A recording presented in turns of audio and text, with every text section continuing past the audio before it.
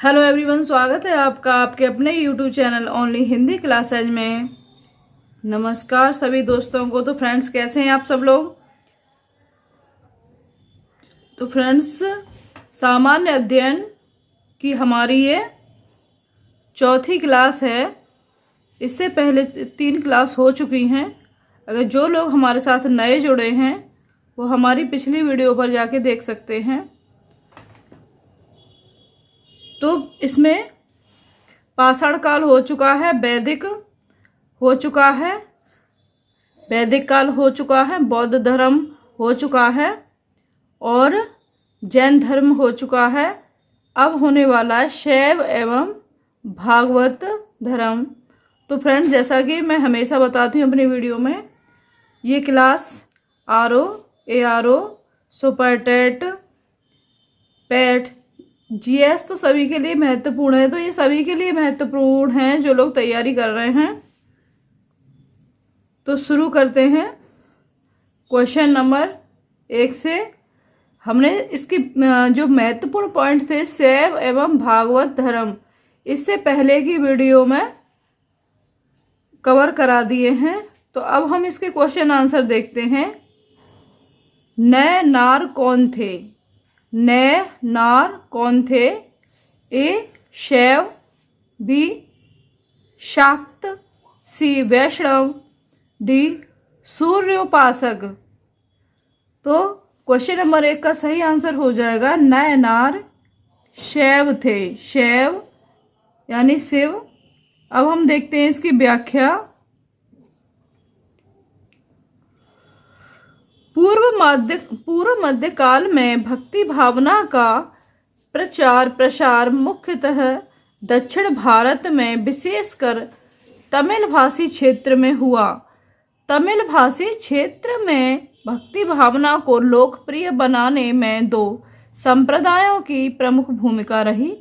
भगवान विष्णु की उपासना करने वाले विष्णु भक्त आलवार संत कहलाए।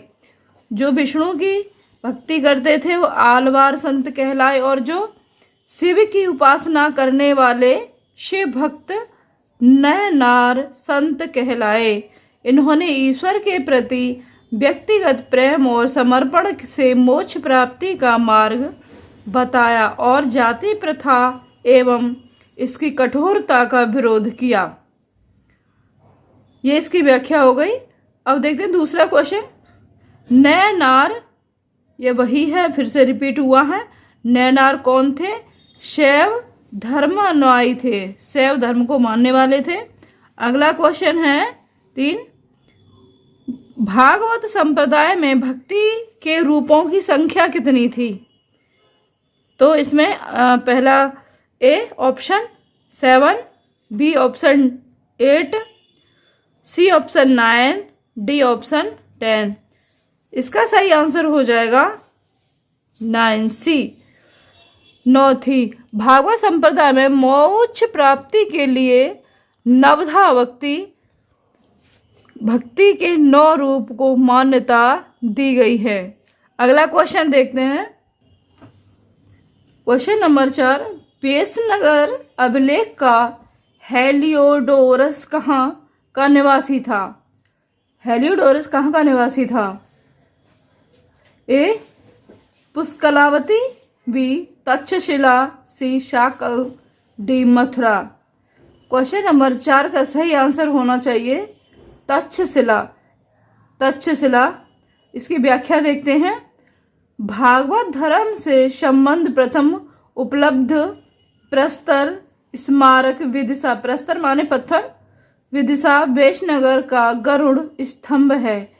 इससे पता चलता है कि तक्षशिला के यवन शासक एंटियार किड्स का राजदूत हेलियोडोरस ने भागवत धर्म ग्रहण किया तथा इस स्तंभ की स्थापना करवाकर उसकी पूजा की थी। इस पर उत्कीर्ण लेख में हेलियोडोरस को भागवत तथा वासुदेव को देव देवस अर्थात देवताओं का देवता कहा गया है। अगला क्वेश्चन है 5. विष्णु के किस अवतार को सागर से पृथ्वी का उद्धार करते हुए अंकित किया जाता है? ए. कच्छप, बी. मत्स्य, सी. वाराह, डी. नृसिंह। तो इसका सही आंसर हो जाएगा वाराह। वाराह। अब इसकी व्याख्या देखते हैं। भगवान विष्णु ने दैत्यराज हिरण्याक्ष का वध करने के लिए वाराह रूप धारण किया था तथा उसके चंगुल से पृथ्वी को छुड़ाया था। पौराणिक चित्रों में वाराह भगवान पृथ्वी को अपने दांतों के ऊपर संतुलित कर सागर से निकालते हुए दर्शाए गए हैं। अगला क्वेश्चन है, पुरी में रथ यात्रा किसके सम्मान में निकाली जाती है? ए. भगवान राम के, बी. भगवान विष्णु के, सी. भगवान जगन्नाथ के, डी. भगवान शिव के। इसका सही आंसर हो जाएगा भगवान जगन्नाथ के। पुरी में रथ यात्रा निकाली जाती है। तो देखते हैं इसकी व्याख्या। प्रतिवर्ष आषाढ़ माह के शुक्ल पक्ष की द्वितीया में ओडिशा के पुरी में भगवान जगन्नाथ कृष्ण के सम्मान में रथ यात्रा निकाली जाती है। अगला क्वेश्चन, राजा नंद का उल्लेख करने वाला अभिलेखीय प्रमाण है? एक. खारवेल का हाथी गुम्फा अभिलेख, बी. रुम्नदेही स्तंभ अभिलेख, सी. रुद्रदामन का जूनागढ़ अभिलेख, डी. धनदेव का अयोध्या अभिलेख। क्वेश्चन नंबर 7 का सही आंसर हो जाएगा ए. खारवेल का हाथी गुम्फा अभिलेख। अब इसकी व्याख्या देखते हैं। कलिंग के चेद वंश का सबसे प्रतापी शासक खारवेल था। इसके विषय में जानकारी का प्रमुख स्रोत इसका हाथी गुम्फा अभिलेख है। नंद वंशीय शासक महापद्म नंद द्वारा कलिंग में नहर खुदवाए जाने का उल्लेख इस अभिलेख में किया गया है। अर्थात यह नहरों की जानकारी देने वाला प्रथम अभिलेखीय साक्ष्य है। इस अभिलेख में जैन भिक्षुओं को ग्राम दान दिए जाने का उल्लेख है। साथ ही इस अभिलेख से यह भी पता चलता है कि खारवेल ने दक्षिण के 3 राज्यों चोल, चेर एवं पांड्यों को पराजित किया था। अगला क्वेश्चन है, मगध का कौन सा सम्राट अपरो परशुराम के नाम से जाना जाता है? ए. बिंदुसार, बी. अजातशत्रु, सी. कालाशोक, डी. महापद्म नंद। क्वेश्चन नंबर 8 का जो सही आंसर हो जाएगा ए. इसका सही आंसर है डी. महापद्म नंद। अब व्याख्या देखते हैं। मगध पर शिशुनाग वंश के पश्चात नंद वंश का शासक स्थापित हुआ। नंद वंश का संस्थापक महापद्म नंद अथवा उग्रसेन था। पुराणों में महापद्म नंद को सर्वक्षत्रांतक और अपरो परशुराम कहा गया है। तो यहाँ तक इस क्वेश्चन की ये व्याख्या हो गई। अब जैसे कि हमारा एक सीक्वेंस चल रहा है, जैसे पहले हम इसके जो महत्वपूर्ण पॉइंट होते हैं वो कराते हैं, उसके बाद हम इसके क्वेश्चन आंसर देखते हैं। तो छठी सती ईशापुर राजनीतिक दशा। ईशापुर का मतलब है ईसा मसीह से पहले। तो अब पहले हम इसके जो महत्वपूर्ण बिंदु हैं उनको देख लेते हैं, उसके बाद इसके क्वेश्चन आंसर कराएंगे।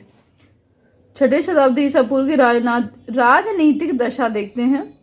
पहला पॉइंट है, बौद्ध ग्रंथ अंगुत्तर निकाय में छठी शताब्दी ईसा पूर्व के 16 महाजनपदों की सूचना मिलती है, जो इस प्रकार है।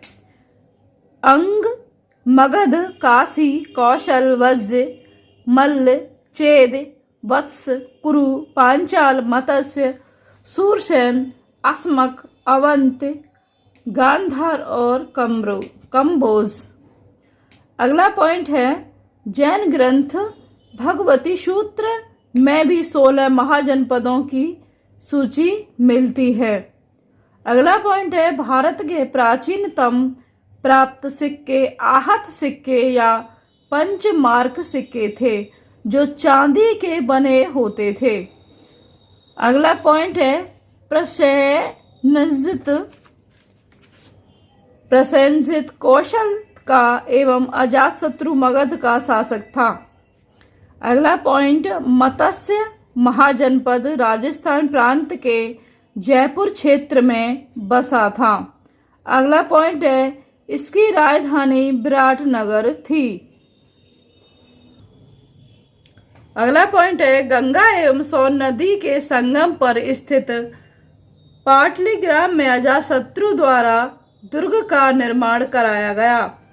बाद में उसके पुत्र उदयन ने पाटलिपुत्र को अपनी राजधानी बनाई। अगला पॉइंट है उदयन ने मगध साम्राज्य की राजधानी राजगृह से पाटलिपुत्र स्थानांतरित की। अगला पॉइंट मौर्यों के समय पाटलिपुत्र बौद्धों का एक बड़ा केंद्र बन गया था। अगला पॉइंट है उदयन वासवदत्ता की दंत कथा उज्जैन से संबंधित है। अगला पॉइंट मगध साम्राज्य की महत्ता का सर्वाधिक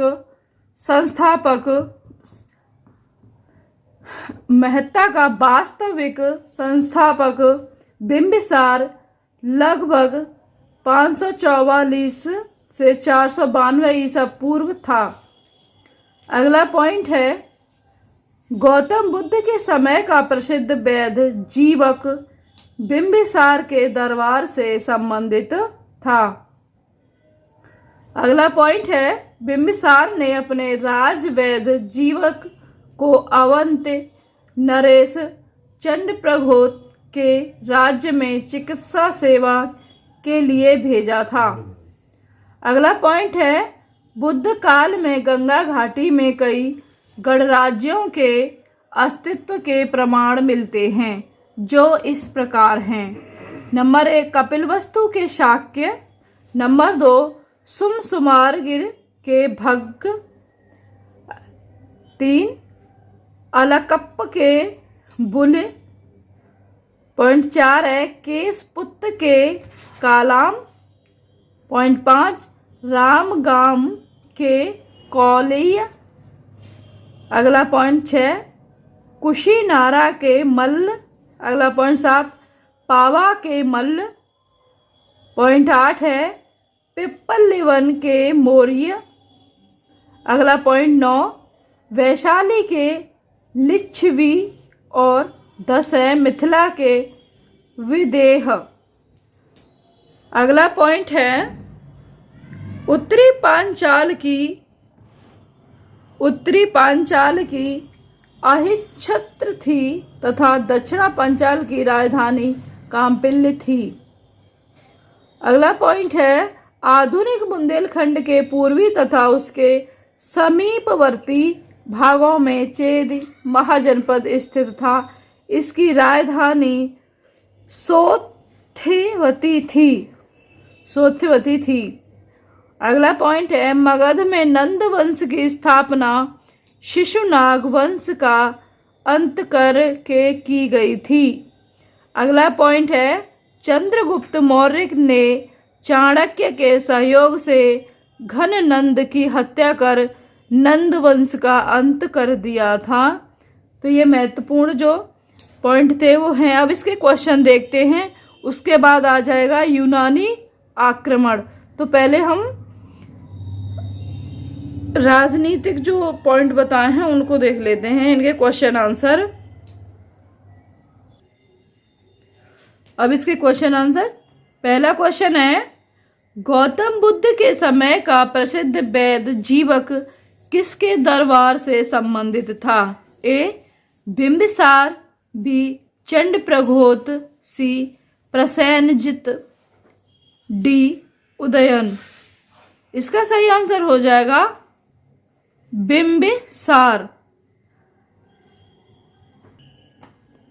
अब इसकी व्याख्या देखते हैं।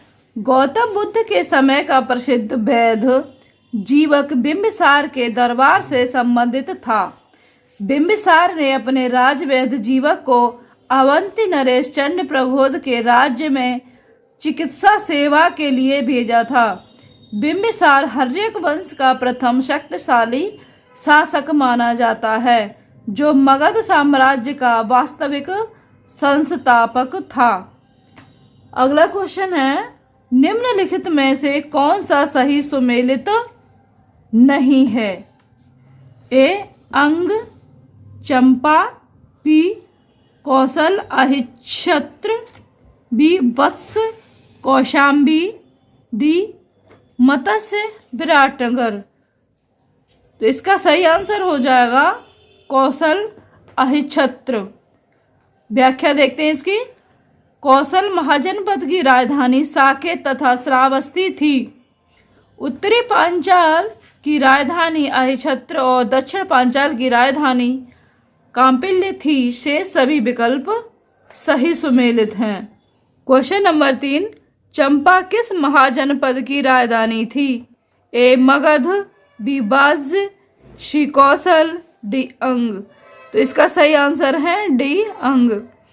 अब इसकी व्याख्या देखते हैं। बिहार के वर्तमान भागलपुर तथा मुंगेर के जिले अंग महाजनपद के अंतर्गत थे। इसकी राजधानी चंपा थी। महाभारत और पुराणों में चंपा का प्राचीन नाम मालिनी प्राप्त होता है। दीर्घ निकाय के अनुसार इस नगर निर्माण की योजना वास्तुकार महागोविंद ने बनाई थी। अगला क्वेश्चन है, निम्नलिखित में से कौन सा एक सही सुमेलित नहीं है?